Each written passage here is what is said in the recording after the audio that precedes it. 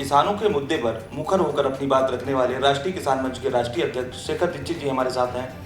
2022 का चुनाव भी आने वाला है। शेखर दीक्षित जी से जानेंगे आखिर किसानों की समस्याओं को के निदान में भाजपा का क्या रोल रहा और आने वाले समय में भाजपा के प्रति राष्ट्रीय किसान मंच का किस तरीके का रोल रहेगा और किस तरीके से सहयोग करेंगे या इनका विरोध करेंगे। जी नमस्कार। अब भारतीय जनता पार्टी के डायरेक्ट रोल की बात कहें तो उसका रोल पूंजीपतियों के फेवर में ज़्यादा रहा। उसका रोल किसानों के तरफ बहुत ज़्यादा नहीं रहा, या यूँ कहें कि जो हालात कांग्रेस के समय थे उसी परिवेश को भारतीय जनता पार्टी ने भी फॉलो कर लिया। हम कांग्रेस के ऊपर ये लगातार आरोप लगाते रहे थे एक समय तक कि कांग्रेस कॉरपोरेट पार्टी है और वो अपनी पार्टी को कॉरपोरेट तरीके से चलाती है, और आज उन्हीं के नक्शे कदम पे भारतीय जनता पार्टी भी चल रही है। पूंजीपतियों को लाभ पहुंचाना उनकी एक मंशा है और किसान उनके कहीं एजेंडे में नहीं है, और ये काफ़ी दुखद है। अब रही भारतीय जनता पार्टी को सपोर्ट करने की बात, तो जब पूरे देश का किसान विरोध में है और वो ये कह रहा है कि इस बिल को वापस करना चाहिए और जो उसकी कमियां उसको दूर करना चाहिए, तो अगर भारतीय जनता पार्टी उसको दूर करने में अक्षम है या वो राजहट पे टिकी हुई है कि मैं तो राजा हूँ, मैं तो बात नहीं मानूंगा, जैसे उसके प्रवक्ता आए दिन चैनलों पे बात कहते रहते हैं, तो मुझे नहीं लगता कि कोई भी किसान संगठन या कोई भी किसान भारतीय जनता पार्टी का सहयोग कर पाएगा या सपोर्ट कर पाएगा। 7 महीने हो गए हैं, किसान आंदोलन जारी है, क्या कहना चाहेंगे सरकार के लिए। ये सरकार के लिए दुखद बात है कि 7 महीने से देश का अन्नदाता जो है सड़कों पर बैठा है। उसके लिए शर्म की बात है। उसको ये बात समझ में आनी चाहिए कि कुछ तो समस्या होगी जो लगातार वो अपनी बात कह रहा है। आप उसके किसी भी मुद्दे को, किसी भी इशू को हल करने को तैयार नहीं है। आप किसी मांग को मानने को तैयार नहीं है। आप चंद दिन में आप मीडिया में आके सिर्फ ये कह देते हैं कि हम हर मांग मांगने को तैयार है, किसान हमसे बात करें। बात का जब कोई नतीजा ही नहीं निकल रहा है तो आप बात क्या कर रहे हैं, ये एक सोचनीय विषय है। हालांकि उनको ये लगता है कि 7 महीने हो गए हैं और इसका फ़र्क उन पे नहीं पड़ेगा। तो अभी पश्चिम बंगाल का चुनाव हुआ, उन्होंने फ़र्क देखा है, और जल्द ही उत्तर प्रदेश का चुनाव होगा, इसमें भी वो इसका फ़र्क महसूस करेंगे कि कितना पड़ा कितना नहीं पड़ा। उर्वरक और खास करके डीएपी की बात करें तो किसानों को उपलब्ध नहीं हो पा रही है, इसको लेकर राष्ट्रीय किसान मंच किस भूमिका में आएगा।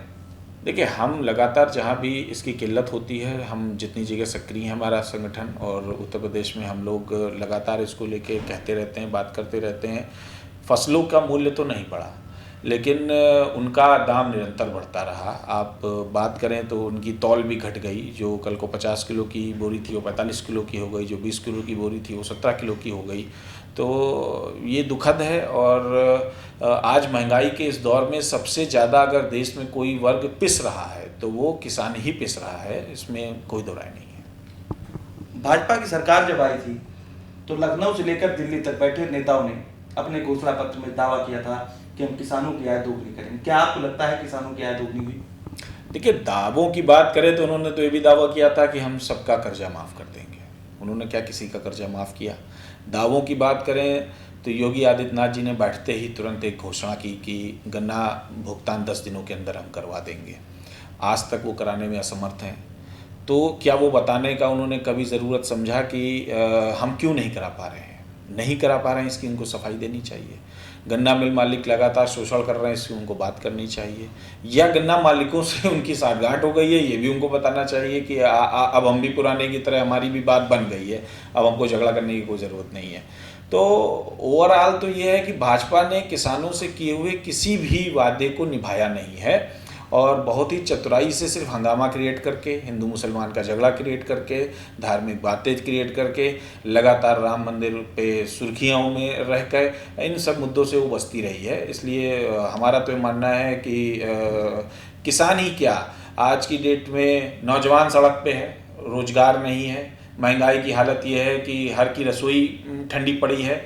कोरोना काल की भी हालत ये है कि व्यापारी को लगातार लूट रहे हैं, किसान को लूट रहे हैं। आज RT-PCR के नाम पर आप लगातार पैसे ले रहे हैं। हर जगह 250 रुपये की किट है, आप उससे आप आज ट्रेवलिंग नहीं कर सकते हैं, आप कुछ नहीं कर सकते हैं।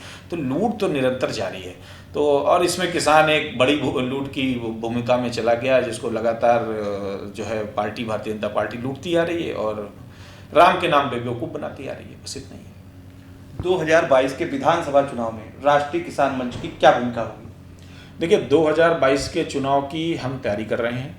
हमने प्रदेश के 40 किसान संगठनों से बातचीत करी है और उन से बातचीत करने के बाद हम लोगों ने ये निष्कर्ष निकाला है कि किसी भी पार्टी के साथ जाने में बहुत ज़्यादा कोई लाभ नहीं रहा है और अंत में किसान अपने मुद्दों पर पीछे आ जाता है।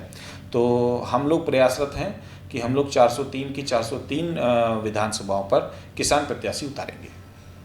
हमारे साथ थे राष्ट्रीय किसान मंच के राष्ट्रीय अध्यक्ष शेखर दीक्षित जी। माय भारत के लिए अरविंद तिवारी, लखनऊ।